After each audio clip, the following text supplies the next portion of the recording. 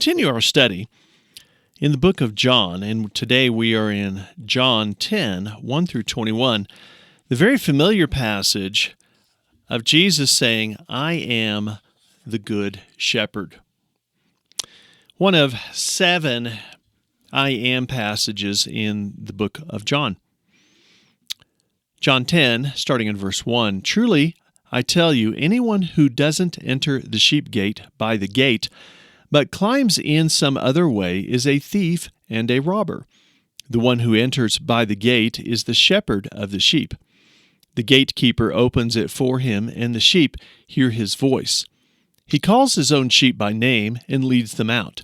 When he has brought all his own outside, he goes ahead of them. The sheep follow him because they know his voice. They will never follow a stranger. Instead, they will run away from him because they don't know the voice of strangers. Jesus gave them this figure of speech, but they did not understand what he was telling them. Jesus said again, Truly I tell you, I am the gate for the sheep. All who came before me are thieves and robbers, but the sheep didn't listen to them. I am the gate. If anyone enters by me, he will be saved, and will come in and go out and find pasture. A thief comes only to steal and to destroy. I have come so that they may have life and have it in abundance. I am the good shepherd. The good shepherd lays down his life for the sheep. The hired hand, since he is not the shepherd and doesn't own the sheep, leaves them and runs away when he sees a wolf coming. The wolf then snatches and scatters them. This happens because he is a hired hand and doesn't care about the sheep. I am the good shepherd. I know my own, and my own know me, just as the Father knows me, and I know the Father. I lay down my life for the sheep. But I have other sheep that are not from this sheep pen. I must bring them also, and they will listen to my voice. Then there will be one flock and one shepherd. This is why the Father loves me, because I lay down my life so that I may take it up again. No one takes it up for me, but I lay it down on my own. I have the right to lay it down, and I have the right to take it up again. I have received this command from my Father. Again, the Jews were divided because of these words. Many of them were saying, He has a demon and he's crazy. Why do you listen to him? Others were saying, These aren't the words of someone who is demon-possessed. Can the demon open the eyes of the blind?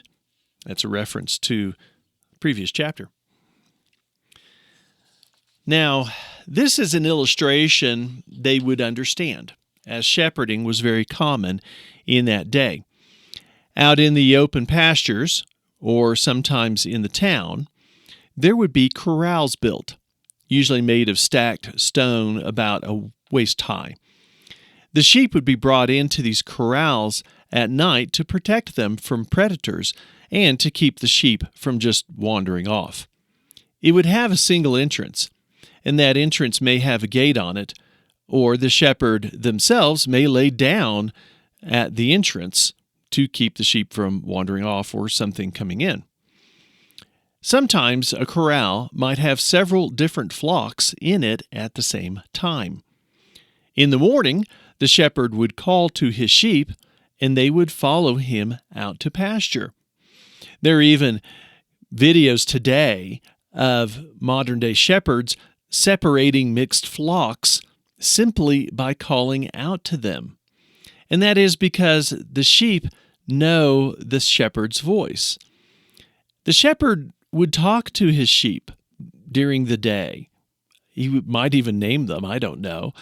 Might even sing to them. See, the sheep got very accustomed to hearing their shepherd's voice. Now, this is not the first time in the Bible that the concept of the shepherd is being used. And it is sometimes used of, bad shepherds. In Ezekiel 34, starting in verse 1, the word of the Lord came to me, Son of man, prophesy against the shepherds of Israel. not meaning the people working the sheep. This is talking about the leaders of Israel. Prophesy and say to them, this is what the Lord God says to the shepherds. Woe to the shepherds of Israel who have been feeding themselves. Shouldn't the shepherds feed their flock? You eat the fat, wear the wool, and butcher the fattened animals, but you do not tend the flock. You have not strengthened the weak, healed the sick, bandaged the injured, brought back the strays, or sought the lost. Instead, you have ruled them with violence and cruelty. They were scattered for a lack of a shepherd, and they became food for all the wild animals when they were scattered. My flock went astray on all the mountains and on every high hill.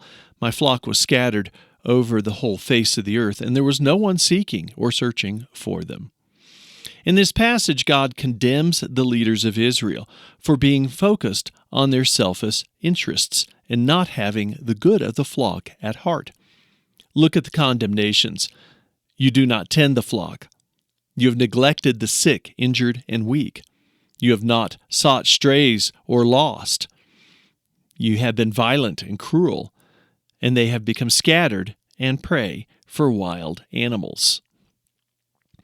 Now, probably the most famous use of concept of shepherding in the Old Testament is Psalm 23. Going back to our passage, there's an interesting prophecy here about the Gentiles, starting in verse 16. But I have other sheep that are not from this sheep pen. I must bring them also, and they will listen to my voice. Then there will be one flock and one shepherd. So Jesus gives them this whole thing about shepherding, which is something that they would be very familiar with. And then he applies the story to himself. This is a real typical thing that Jesus does. He talks about something that they can relate to, and then he applies it to spiritual things. So what does Jesus say about himself in this? Verse 7, truly I tell you, I am the gate for the sheep. Verse 9, I am the gate. Anyone who enters by me will be saved, will come in and go out and find pasture. 10 part B, I have come so that they may have life and may have it in abundance. Jesus also says, I am the good shepherd, verse 11. First of all, he says, I'm the gate. Now he says, I'm the good shepherd, verse 11. I am the good shepherd. The good shepherd lays down his life for the sheep. 14, I am the good shepherd. I know my own know me, just as the Father knows me, and I know the Father. I lay down my life for the sheep. 17, this is why the Father loves me, because I lay down my life so that I may take it up again. No one takes it from me, but I lay it down on my own. I have the right to lay it down. I have the right to take it up again. Let's look at the contrast in this. Verse 8, all who came before me are thieves and robbers, but the sheep did not listen to them. 10, a thief comes only to steal and destroy. We don't really know if he's addressing the Jewish leaders here. Doesn't really tie that in. He calls the Jewish leaders a lot of things. It's hard to tell whether or not he's actually calling the Jewish leaders these things. It's possible. Also in contrast, the hired hand, since he is not the shepherd, does not own the sheep. He leaves them. He runs away when he sees the wolf coming. The wolf then snatches and scatters them. This happened because he is a hired hand and he does not care about the sheep. A few years ago, I was out camping in a wilderness area, and this huge flock of sheep goes by near my campsite. I don't know, there are 100, 200 of them or so, and they make a lot of noise, by the way. But at the end of the flock, dragging behind, were a bunch of sheep that were obviously struggling. Some of them were limping. Several of them were limping. Several of them were just young and looked exhausted. There were a bunch that were just struggling and not doing well. And I thought, This is not a good shepherd. He must be a hired hand. He does not care about the sheep. Let's look at the attributes of the good shepherd. The good shepherd lays down his life for the sheep. See that in 11. We see that in 15. This is also prophetic as Jesus laying down his life for us, for payment of our sins. The good shepherd lays down his life for his sheep. 15, I lay down my life for the sheep.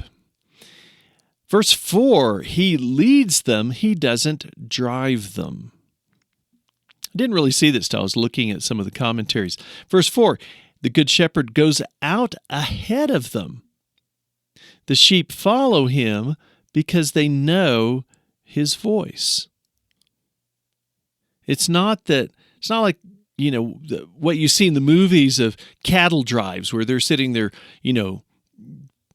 pushing these cattle down the trail. Think of it as he's out in front and he's saying, come on, guys, this is the way to go. Verse 9, why is this the way to go? They find pasture. I am the gate. If anyone enters by me, he will be saved. He will come in and go out and find pasture. Lord is my shepherd. I have no needs. By contrast, verse 12, protection. The hired hand, since he is not a shepherd and doesn't own the sheep, leaves them and runs away when he sees the wolf coming. The wolf snatches and scatters them. So the good shepherd, in contrast, is the one who doesn't run away when the predator comes. There are a lot of thieves and robbers out there. Most of them are not literal, as in a person sitting there outside your house with a mask on waiting to break in and take something. There are things in our life that want to steal our time, our money, our passion, our motivation. There will things, all it takes is listening to the TV or radio and looking at all the ads that are trying to convince you that you are incomplete without this product, or this particular service or pharmaceutical will make you happy and more attractive if you just do this. There are things out there that are trying to convince us, that are thieves and robbers. They are trying to steal things from us. Where are these things when you miss a payment? All these car commercials. Look at this car. Oh, how cool is this? Where are they that are there to help you when you miss a payment? Will they help you when you're in over your head in debt? Or are they simply wolves to come and take advantage of you and your flock? Materialism is awful. And yet we just embrace it with everything we've got. Jesus invites you to come, to be part of his flock, like a shepherd to take care of you, to bandage you when you're hurt, to lead you to pastures where you can find food, that you may have life in abundance.